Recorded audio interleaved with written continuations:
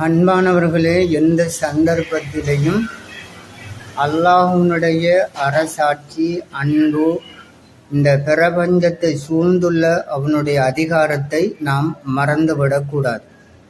அதாவது ஒரு மோமினுக்கு அல்லாஹு தாலா ஆக குறைந்த ஈமானுடைய ஒரு மோமினுக்கு அல்லாஹு தாலா வைத்திருக்கும் அரசாட்சியை நாம் ஹதீஸுடைய கருத்துப்படி நினைந்து பார்க்க வேண்டும். அதை அடிக்கடி நாங்கள் ஞாபகத்துக்கு கொண்டு வர வேண்டும். மிக குறைந்த அந்தஸ்துடைய ஒரு மோமீனுக்கு அல்லாஹு தாலா தீர்ப்பு நாளை அடுத்து வழங்க இருக்கின்ற சொர்க்கம் எவ்வளவு விசாலமானது என்பது தெரியுமா? இந்த பூமியை போன்று 10 மடங்கு ஆட்சி அதிகாரமுள்ள இடத்தினை மிக குறைந்த பெருமானமுடைய அந்தஸ்துடைய ஒரு மோமீனுக்கு அல்லாஹு தாலா வழங்குவதற்கு காத்திருக்கின்றார்.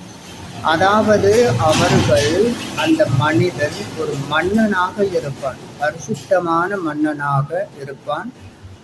அவ்வளவு விசாலமான அந்த உலக பரப்பின் ஆட்சியாளனாக அவன் இருப்பான். இது யாருக்கு என்று சொன்னால், மிக குறைந்த அந்தஸ்துடைய ஒரு மோமீனுக்கு வழங்கப்படுகின்ற ஆட்சி அதிகாரமாக அது இருக்கும்.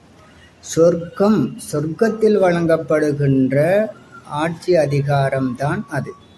சொர்க்கம் என்பதையும் நாங்கள் ஹதீஸுடைய நிழலிலே பார்க்க வேண்டும். அது பூமியை போன்று 10 மடங்கு என்று சொன்னாலும் பூமியை போன்று அழிவடையக்கூடிய பொருட்களாக அவை இருக்காது. அந்த சொர்க்கம் கஸ்தூரியினால், குங்குமத்தினால் ஆக்கப்பட்ட நிலத்தினை உடையதாக அது இருக்கும். வைரங்களினால், மரகதத்தினால் கட்டப்பட்ட வீடுகளாக, மாளிகைகளாக அவை இருக்கும். அழகு குறையாத ஒரு வாழ்க்கையாக, நோய் வராத ஒரு வாழ்க்கையாக, முடிவுறாத ஒரு வாழ்க்கையாக அது இருக்கும் என்பதனையும் நாங்கள் மனதில் கொள்ள வேண்டும். ஆகவே அன்பானவர்களே, உலகத்தினுடைய அலங்காரங்கள், அதிகாரங்களால் நாங்கள் ஏமாந்து விடக்கூடாது. அல்லாஹு தாலா குர்ஆனிலே சொல்லக்கூடிய ஒரு கருத்தை நாங்கள் பார்க்கின்றோம். உலமாக்கள் மூலமாக நபிக்கு அல்லாஹு தாலா சொல்லுகின்றான். யாருக்கு? முஹம்மது ஸல்லல்லாஹு அலைஹி வஸல்லம் அவர்களுக்கு அல்லாஹு தாலா சொல்லுகின்றான், நபியே, உங்களை ஏமாற்றி விட வேண்டாம்.